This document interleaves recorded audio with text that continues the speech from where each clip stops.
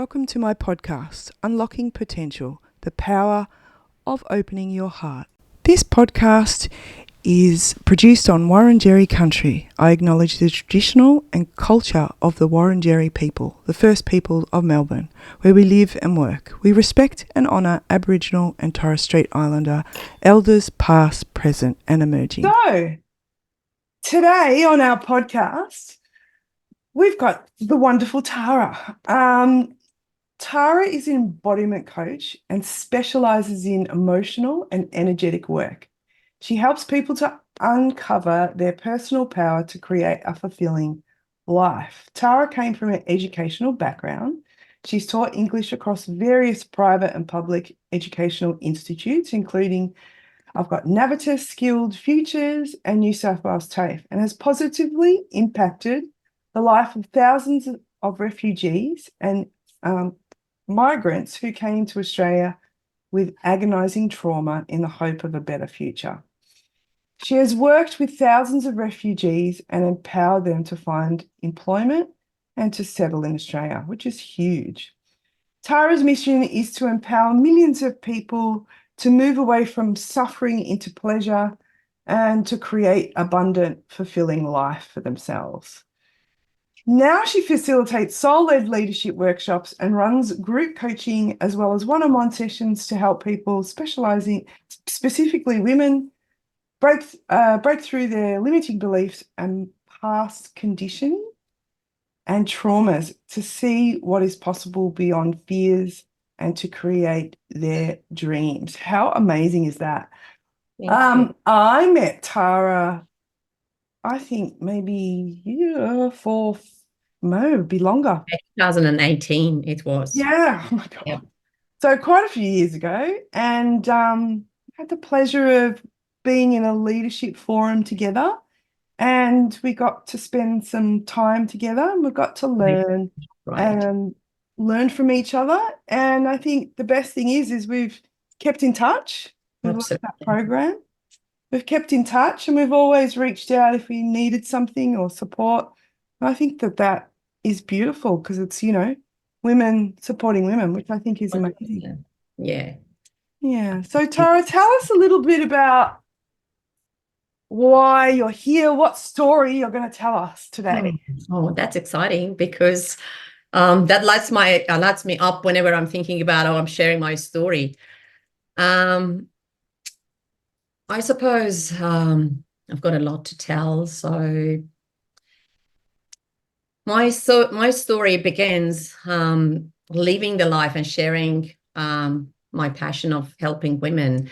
And it all began as a little girl. I grew up in a Middle Eastern country and patriarchal society.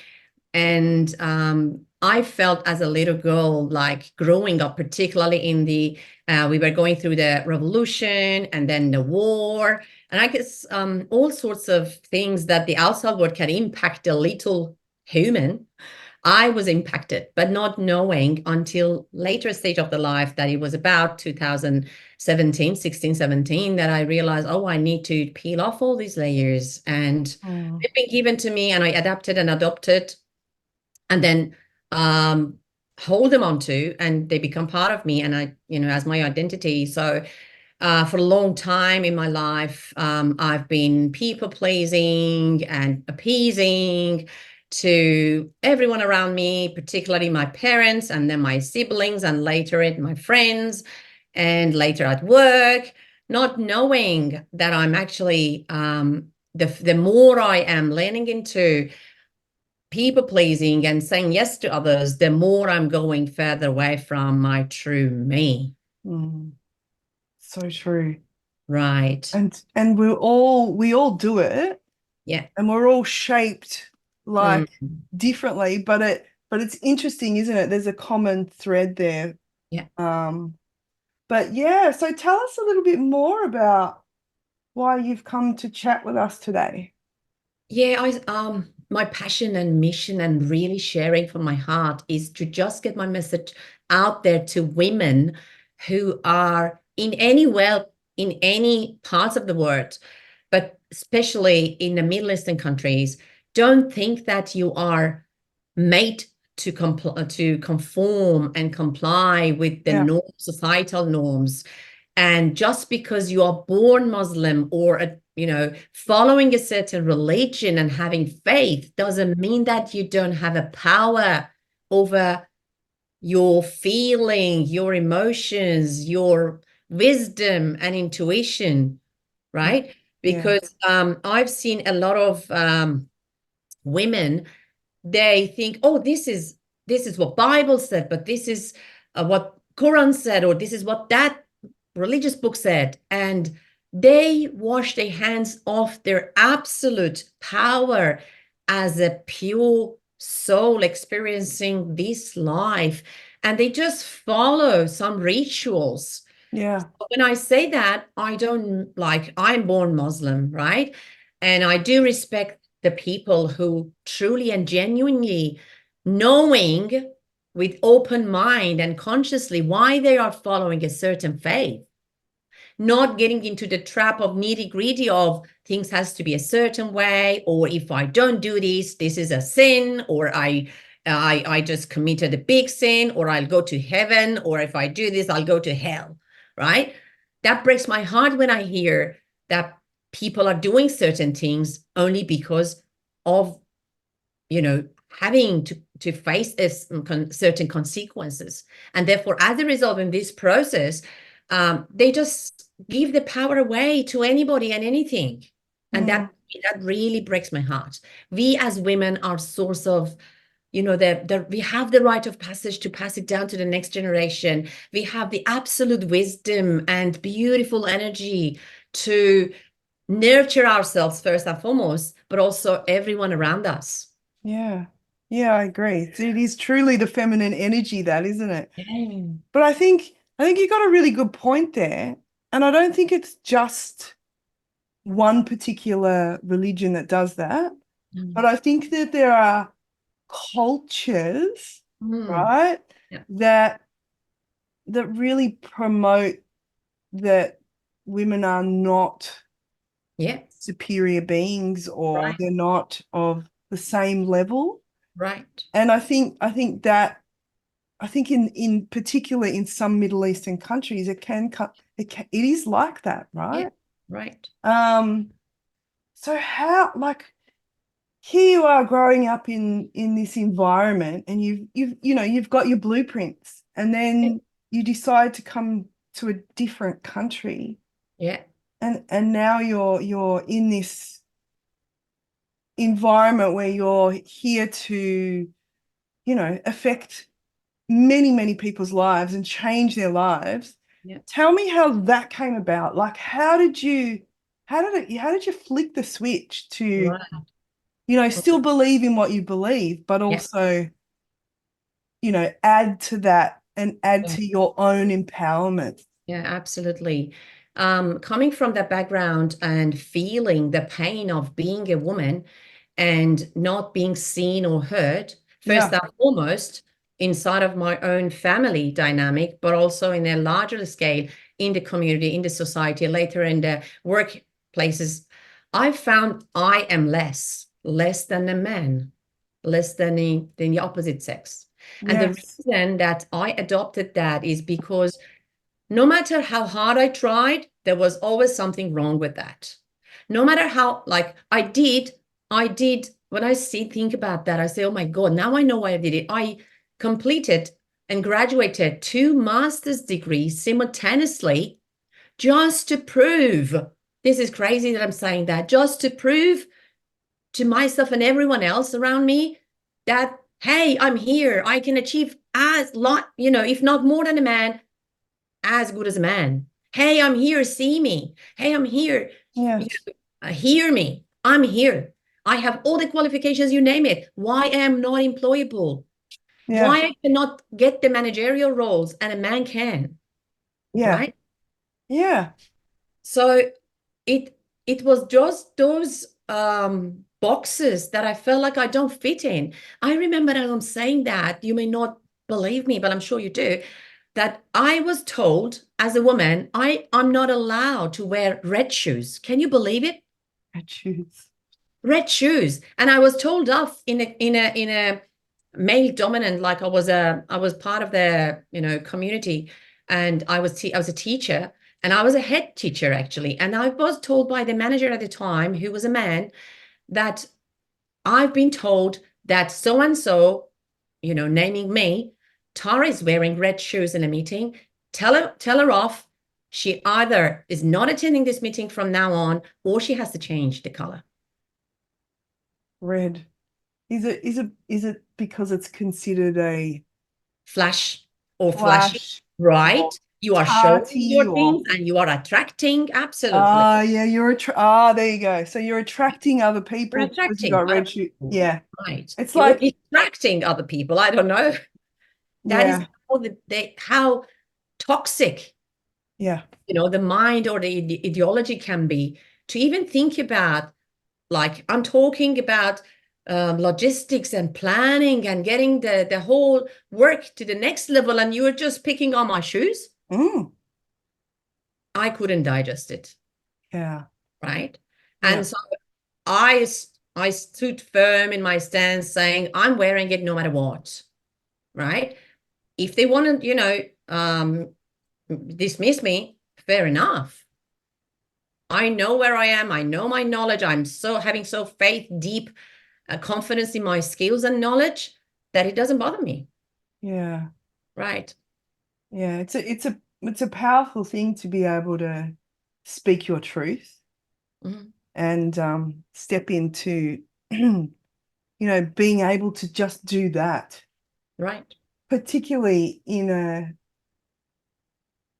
society where that's just not allowed. It's not seen. Right. It's not right. Yeah. No, it was not welcomed at all. But the thing I have witnessed, yes, for a day or two, I refrained from wearing the same shoes. Yeah. But after a week again, I got back to the shoes because I love the red color. I'm just all about color. And and guess what? This is interesting because that taught me, that little thing taught me that we put ourselves in a box. Yes, it's a society, the norm, the culture, everything that is, putting pressure on us. But also, we also putting our hands up and giving up and saying, "Hey, I conform. All right, mate, you're right." But I didn't. Yeah. I said, "Well, I don't see anything wrong is with my shoes, and I'm going to wear that." And the second time and the third time I wore them, they lost their sensitivity. Yeah. Actually, my fear of rejection or being dismissed or this and that diminished. Yes. So most of the time, we don't speak the truth. We don't hold our stance just for fear of losing a position, a person, a situation. And that is when that is the greatest source of our suffering. That is the point we find that, oh, this is painful. Why am I doing this to me? Yeah. I think a key thing is facing your fear, right, and walking through it.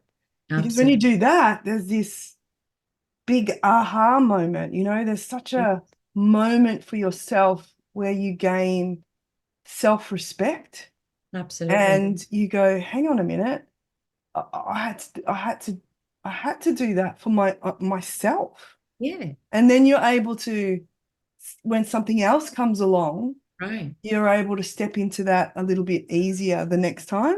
100%. But it's taking that first step, isn't it? Absolutely. The courage. Well, I always say that courage is the new currency. Yeah. And if everybody know that, what is the other side of fear, Yeah. the fear would dissipate automatically. And there is another thing that I have experienced and still experiencing, I'm pretty sure you do as well, like as a coach. When we want to stretch our capacity into our greatness, it is scary. It is, we are sometimes terrified or stepping into our greatness because for fear of unknown. Yeah. But the truth is that there is always something unknown to us, Yeah. right? That's right. We better you know, just a straight right go through our fears and facing our fears rather than just making it a god and staying behind the closed doors and Yeah. suffering. Yeah, it's interesting, isn't it?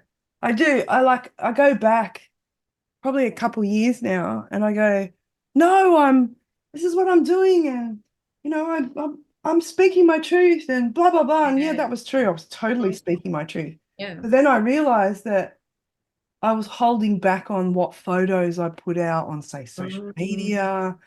And then I was like, oh, hang on a minute. I am holding back still. And so then when I realized that, out come, all the photos, all Yeah. the different photos, like not just a photo of this Yeah. face, a photo Mhm. of me with, a drum and wearing Yeah. fur and A true power color. images. Absolutely. Yeah. Yeah. And so it was like, oh, okay, and now I got it, you know? Yep. And I Yep. think we all do that to some extent. And Yeah. once we learn that, where are you not fully showing up? Yeah. Yeah. Yeah. Mm. So you talked about this type of scenario and how you've shifted parts of yourself. Yeah. So how did you realize that you wanted, like, one, you've got a gift Yeah. to support people, right? Right. For them to grow themselves, but how did you realize to step into that world, Yeah. and what have you learnt by stepping into that world? Oh, you mean the world of coaching? Yeah. Yeah. Yeah. So I've always been teacher. So that was, I think it kind of runs through my blood. My dad was a teacher and I love teaching. So I've been a teacher ever since I was 18 years old. Yeah. And when I migrated to Australia, also, I had to go reassess all my qualifications. I again had this privilege of working with refugees and migrants and teaching them. Mm. And as I was teaching them, I found that they come with lots of baggage from the past, really traumatized in a real sense, not only from their childhood, but also from the current environment of being in war zone. Mm. So as a teacher, I I felt like my job is to really make them feel comfortable and confident in who they are first and foremost, so that I make a space in their mind and memory for learning the new language. Yeah. Because many of them were coming, they were constantly busy with, calling their families back home, texting them to see if they are safe. So I could see that physically they are sitting in the class, but their mind is somewhere else, right? Their spirit was somewhere else. Yeah. And that was the time I decided that, okay, alongside with the work that I was doing on myself, and alongside all the courses and qualifications, as you know, I was actually training myself on. I thought that, well, I can help these people to get out of their own misery, Yeah. right? So I started implementing little by little what I'm learning, adapting it to the context of my teaching. Yeah. And I started talking about who I am. So in the language, I was teaching them verb to be and about job and about occupation and about, basic things about English. But I also were asking them key questions. Like everybody's asking, how are you? But I started asking, how is your heart feeling? And I started introducing the concept of heart and really tapping into your feeling Mm. instead of just saying, I'm good, I'm not good, I'm so, which is a very automatic response that many people give. That's right. I started becoming intentional in my teaching more. And therefore, I found that as a result, they have better connection to me, deeper connection to me, feel really confident in disclosing the really private life. Yeah.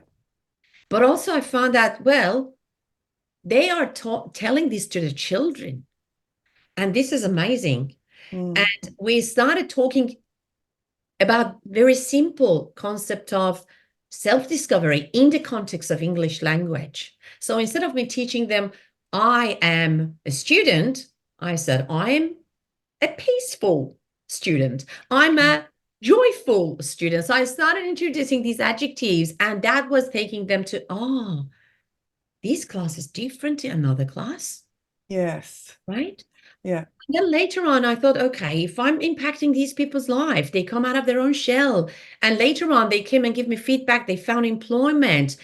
I gave them, they could rebuild their confidence Yeah. of being in a community, rebuilding their own confidence and also their own identity. Yeah. So I started, why not? Why just containing myself to this context of just these people, right? I have more to offer, like you do for sure. And like many other people who are in this coaching space, they've done a lot of work on themselves first and foremost. They have a lot to experience with the world. And therefore, I decided to just share my passion and mission of bringing to your, coming home really to the true self, because that is the essence of our being, Mm. right? Oh, yeah, totally. But you made a good point there about, when you were teaching them, you brought, because, you come from a war zone, Yeah, you have to close things off. In true. order to survive, you have to shut things down Yeah, within yourself. right. And then they're sitting in a classroom, Mm, but they can't shut it down because they're thinking about their sister or a family member yeah, who's still there, right? So they're still in fight or flight. right. But what you've done is you've brought back the feeling into teaching, right? So it's not 100%. just I'm a student. Yeah. Yeah, I'm a I'm a human happy being. student, right? But it's Absolutely. Yeah. bringing back that emotion into the body to Absolutely. reconnect the body Right. back, Mm. spirit back into their system. I think Yeah. that's amazing that you did that. Um, Found that it expands their um as common people say, healthy mind, healthy body. I found that this at the beginning of our class helps them to expand their memory capacity instead of just being in a fight and flight mode of running away from the class or going for a smoko, which most of the men do because they're not connected to their own feeling and emotion. yeah, I found that they are interested to stay in class. yeah, They are interested to share, right? yeah, A bit about their life and how they feel. yeah. It was really powerful. Yeah, it is powerful. I mean, you can go to any, women's circle or men's circle here in Australia, and you'll see that the facilitators, mostly what they're trying to do is get you to connect with your body Yeah, and your what your body's feeling and what feelings that are right. coming up, right? So you're 100%. already doing that in the classroom, so that's Yeah. awesome. So tell us about what you want to do in your workshops. In my workshops, what I do is, well, I do run a women's circle, so it's a small one that I facilitate only for women. But in the solid, leadership workshops, coming from the corporate way, well, still like I consider TAFE education system or the Navitas one particular is really corporate, hierarchical. So Yes, um, I found that true leadership starts with when we are in our truest self. yes. And it's not happening well, whether people are, like it or not, which I'm pretty sure many people are listening, may not, which I'm okay with that. In the corporate world, this is not happening. It's all about I'm better, I'm stronger, I'm smarter, I'm telling you this, and you got to follow with me, and you got to do this, all of these things. And we all have experience. If you are in a corporate, you have experienced that. So I knew what is the working in a corporate world look like, and what is the leadership I have promoted in different leadership capacity in my own organization. So I was part of them. And sadly, I knew that I was, instead of being in my truest self and leading from the truest self, I was leading from fear. I was leading from control. I was leading by force, right? Yep. And I was thinking it's healthy. And then later on, working on myself, working the work I did on myself, I found that, well, true leadership is really knowing, being, true to yourself, and then being able to speak the truth of what you see in any circumstances and creating an environment, a safe environment for everyone to do so. Yeah. So I started doing that in my workplace, and I found that, well, so it was kind of experimental, in a little corporate work that I was. Yeah. And then I also attended a few soul-led workshop, soul-led leadership workshops. And I found I also learned from the way the facilitators are facilitating. And I put them together and I deliver. This is what is happening, conventional type of leadership, which is mostly dominant in today's leadership and the corporate world. And this is the soul-led. And if you are open to experiment this with your staff, right? Yeah. To speak the truth. But of course, the leaders have to come, be willing to come forward to do the work on themselves, to be really in their own truest self, to be able to create that environment for their own stuff. Yeah. Yeah, you're right. Because I mean, I've worked in corporate too. Yeah. It was definitely hierarchical Mm. and very male dominant, Yeah. and which was interesting. Mm.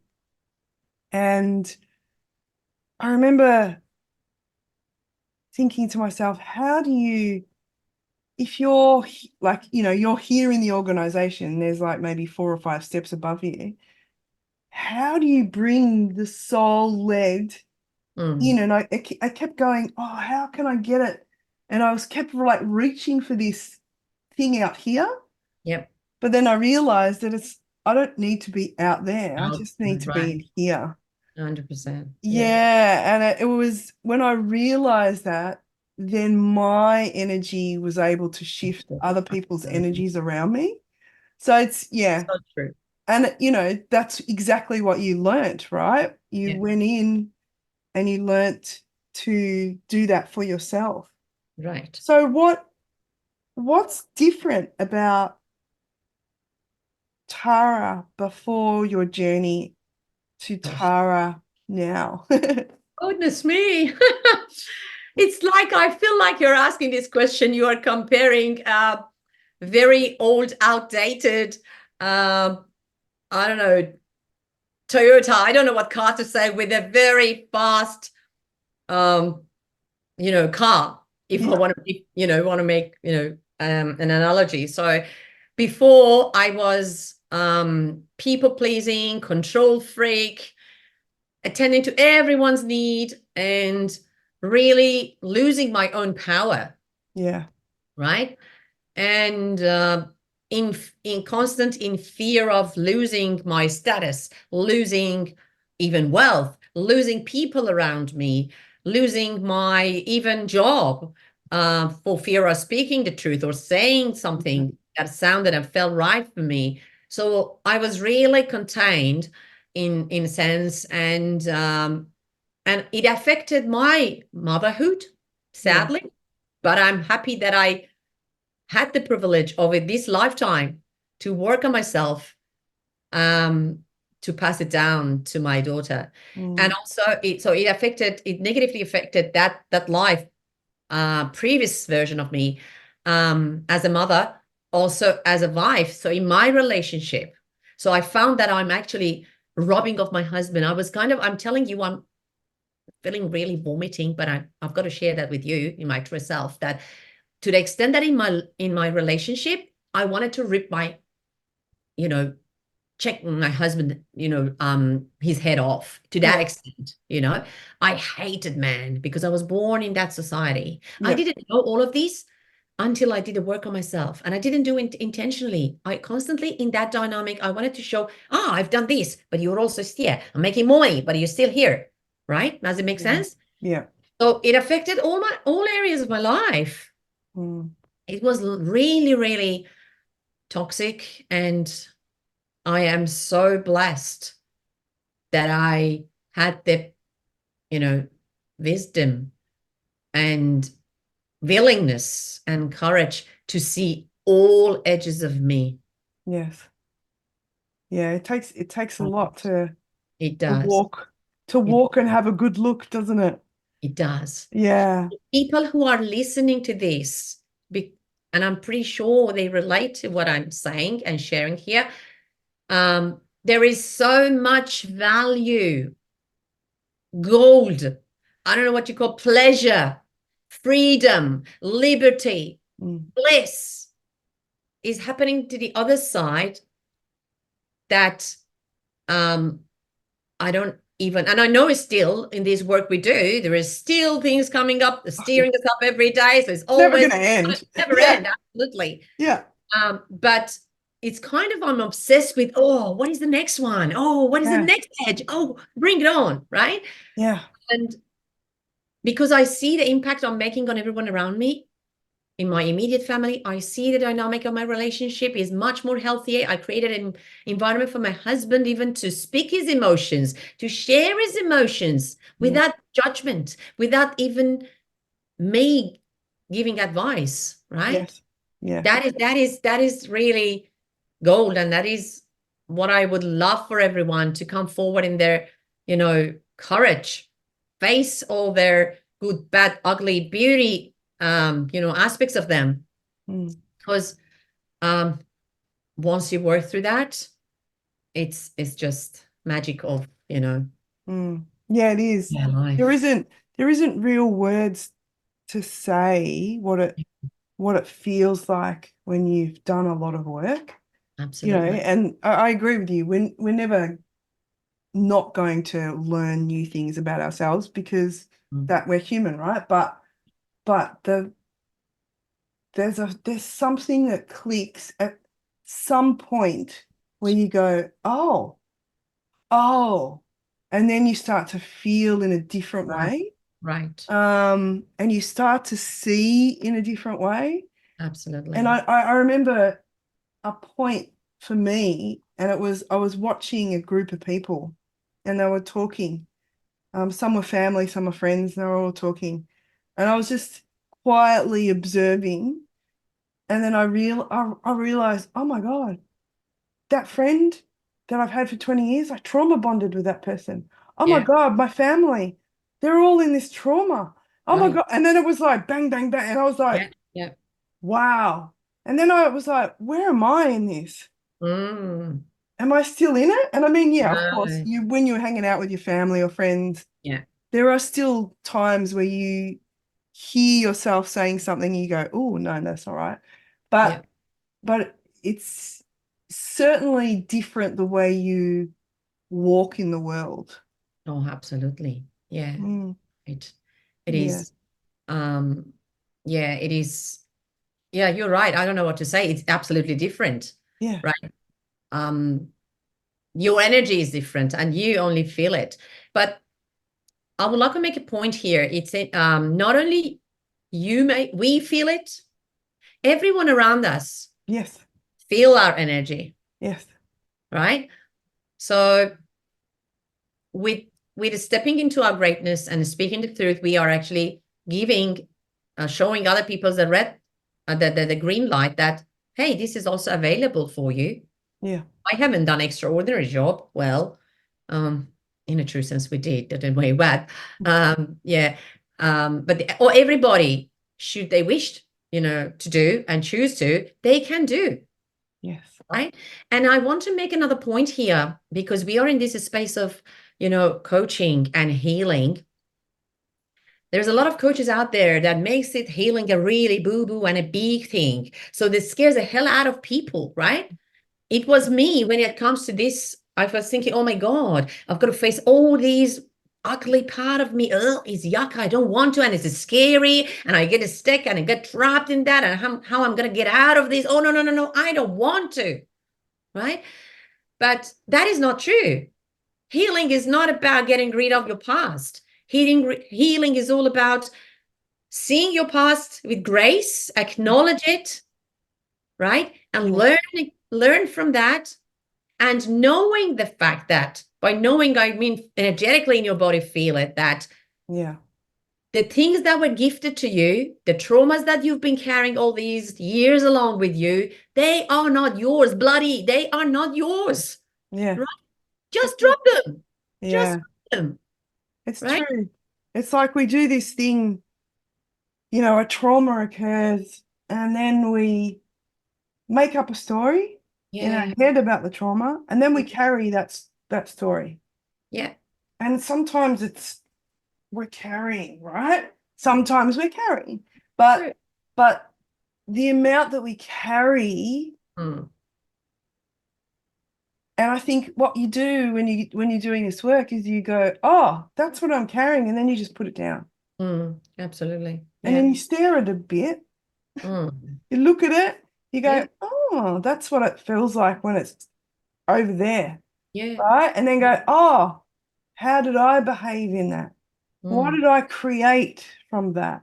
Yeah. And then you're able to go, oh, I see it now, and then focus on, well, what is life being lived from my higher self rather Yeah. than life being lived from that story that I've told Yeah. myself. Yeah. Yeah. So Yeah. it's really powerful in the sense of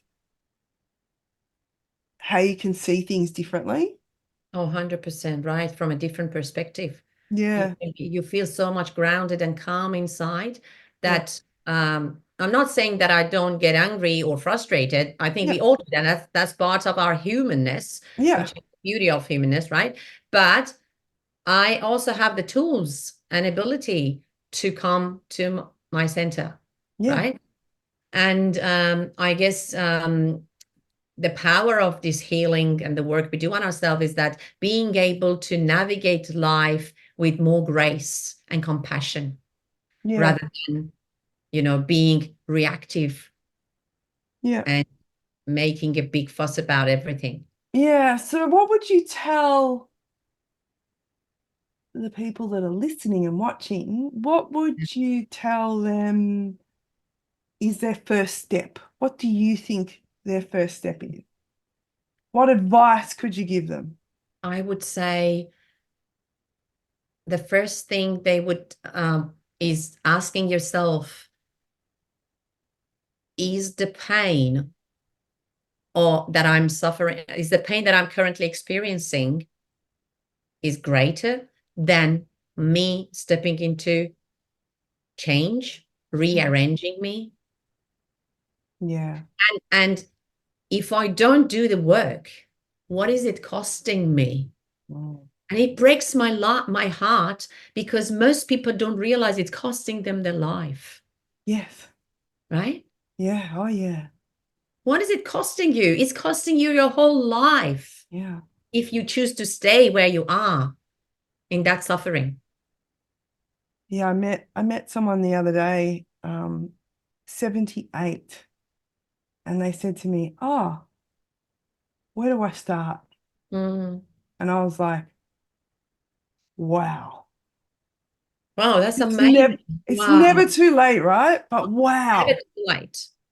Yeah, But wow, amazing. because Absolutely. sometimes, you know, we all say to ourselves, oh, when we get to 70, you're so stuck in your ways you can't Yeah, change. That's yeah, rubbish story. 100%. It's Yeah, rubbish. You can yeah, change whenever you want to, absolutely.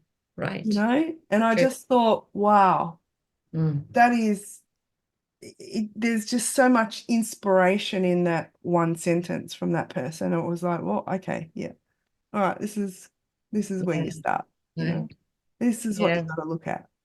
100%. Be willingness and be willing and really courageous enough Yeah, to come forward and say, I'm done. I'm done with this. yeah, Right. yeah. Just hands up, give up and say, I'm done. Right. Thanks for all the lessons. You have taught me my past me. I'm choosing a different direction right now. Yeah, exactly. Yeah. And I think when you start down that road, you do get to a point where, like you said before, you get excited Yeah. when you've worked out another part of the onion gets peeled away, right? Yeah. You go, oh, that was a juicy one, Right. right? And then you go, oh, that's what I've been doing. Oh, okay, right. Mm, mm. And it does become quite easier. Yeah. Doesn't mean the problem that you face isn't not hard still, but it's you look at it differently, don't you? Yeah. True. It feels like you lose your sensitivity towards that. Yeah. Yes. Right. Yeah, Mm, you're less triggered by it, I think. absolutely. Yeah. Because you've Yeah. learned your lesson and you passed that stage of being triggered. Mm, Right. Yeah. yeah, I agree. So, advice for people starting out on this journey, what are some of your absolutely must-dos and some of your avoids? Yeah. Well, avoid. I will start with avoids. Avoid listening to people who say you can't Yeah. and you're not good enough, and Yeah. your past bullshit experience has already proven that, Yeah. right? Yeah. Be your first cheerleader. Yeah. If no one is cheering you on the way, you are the biggest, greatest, smartest cheerleader of yourself, Yeah. right? Yeah. So don't listen to other people think about you, right? And don't even ask for their advice, right? And that is the first not to do, which is a big one. Yeah. And the second thing is do not fear. Mm. True, from my heart to yours, truly do not fear. Mm. Look around you, how many people have done it? Look how many people have told you can do it, Yes. right? Yeah. And the fact that you are listening to Lydia and not myself on this podcast means you are attracted to this. Yes, that's right. Means you are here for a reason, Mm. right? Don't let other people noises dim your light. Yeah. And what to do is just wholeheartedly trust yourself, find a beautiful coach, watch them, follow them, find the one that is seems or feels right for you, Yeah. right? Because what I found in my own journey, and I'm pretty sure you can attest to that, being in a part of our journey together, Lydia, is I have absolute invested interest in healing myself and Mm. growing into the next step of me, right? So find the one, because in this journey you can be alone. It can be a lonely journey, I'm telling you, right? But nothing compares to the beauty of finding your true self. Yeah. Find the one who can help you show your blind spots to you, right? Because we all are ignorant of our blind spots. We are in avoidance of our blind spots. We don't want to see them. Yeah. That's a human nature. Yeah. So true. So true. Oh, yeah. The blind spot, that's where we learn now, right? Even though we've done lots of work, the blind Yeah. spot still goes, oh, that's what you're doing. Yeah.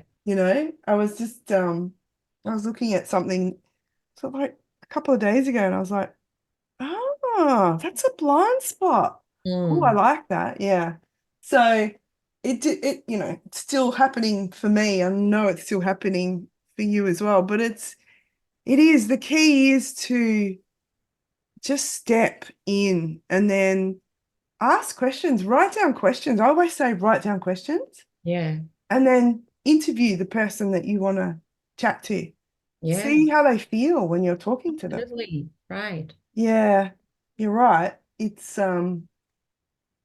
you want people to be able to go and you want to feel safe around somebody, right? Yeah. Until you learn that you are safe. True. Yeah. Absolutely. You want to connect with them, you want to Mm, trust them. And yeah, because you're opening your heart to them. And yeah, you want to be really make sure you're safe. yeah. Yeah, I agree. Um, so anything else that you would like to say, chat about Anything else I would that I like? may not have mentioned?